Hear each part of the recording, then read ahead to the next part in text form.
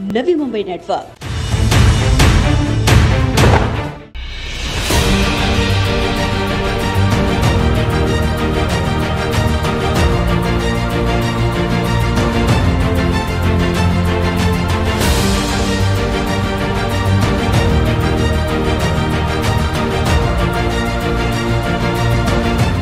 नवी मुंबई महानगर पालिका चुनाव 2022 के मद्देनजर प्रभाग रचना के लेकर आज ऑब्जेक्शन सजेशन का दौर सुबह से ही जारी रहा है।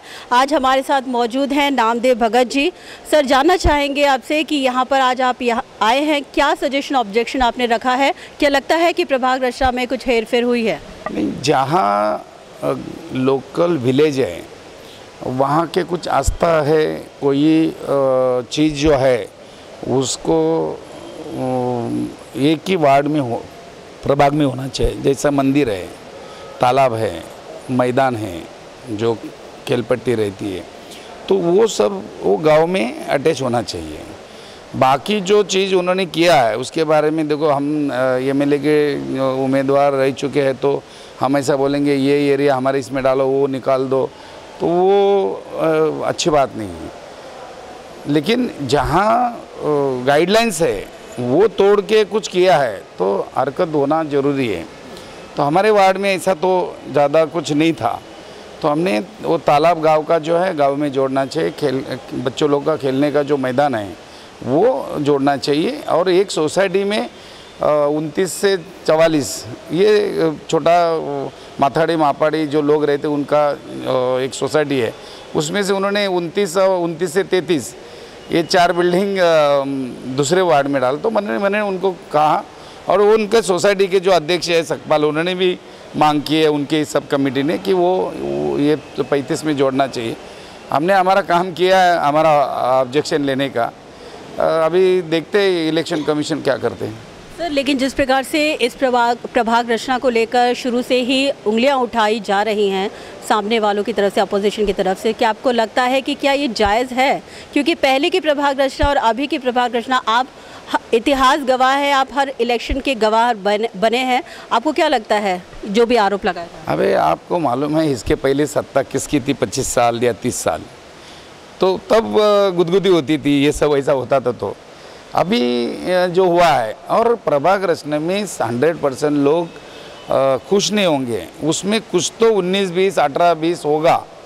अभी जहाँ बहुत सारा कुछ हुआ है उसके लिए उन्होंने दिया ना अपने को 15 दिन, आप जो अपना हरकत ले लो, जो कुछ आपका ऑब्जेक्शन है वो ले लो।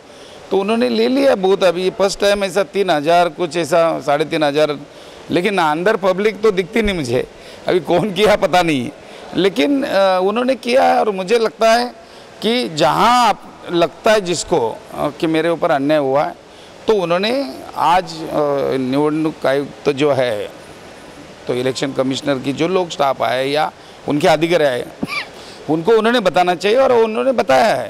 तो अभी समझो वो जायज़ है, कानून के हिसाब से उनका कहना बराबर है, और जो गाइडलाइंस है वो तोड़ा गया है, तो ये जो इलेक्शन कमीशन है उसके ऊपर गौर करेंगे और न्याय देंगे।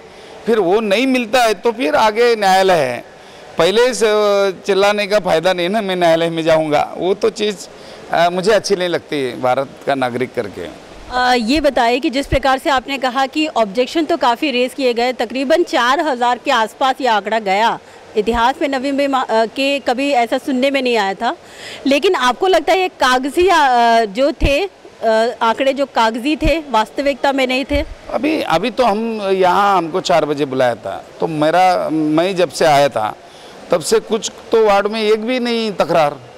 ऐसे 3-4 प्रभाग जो हुई है उसमें एक भी कंप्लेंट नहीं थी।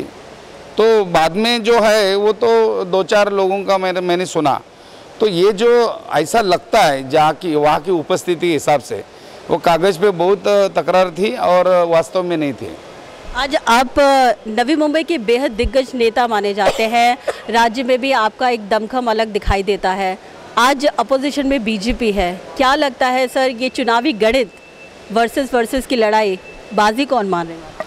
नहीं, इलेक्शन में किसी अपन ऐसा अंदाज नहीं कर सकते, लेकिन जहाँ तक ये लगता है कि शिवसेना और भारतीय जनता पार्टी का गठबंधन था लास्ट टाइम, तो शिवसेना का 6 या 7 नगर सेवक आए थे और शिवसेना का बीजेपी का 6-7 लोग आए थे और शिवसेना का 38 नगर सेवक थे। तो अभी शिवसेना, कांग्रेस और राष्ट्रवादी ये तीनों का गठबंधन है। तो मुझे लगता है भी झंडा तो महाविकास आघाड़ी का ही लगेगा। और अभी आपने न्यूज़ सुना है, मैंने सच क्या है झूठ क्या है पता नहीं मुझे, कुछ नगर सेवक हमारे आदरणीय लोक नेते जिनको पूरा इंडिया में लोक नेता कहा जाता है उसका नाम है शरद पवार। तो शरद पवार जी को मिल के आए, तो आगे देखते हैं और क्या क्या होता है। मुझे लगता है कि आरक्षण एक बार हो गया तो आपको गिनना पड़ेगा कौन किधर जा रहा है और कौन किधर आ रहा है।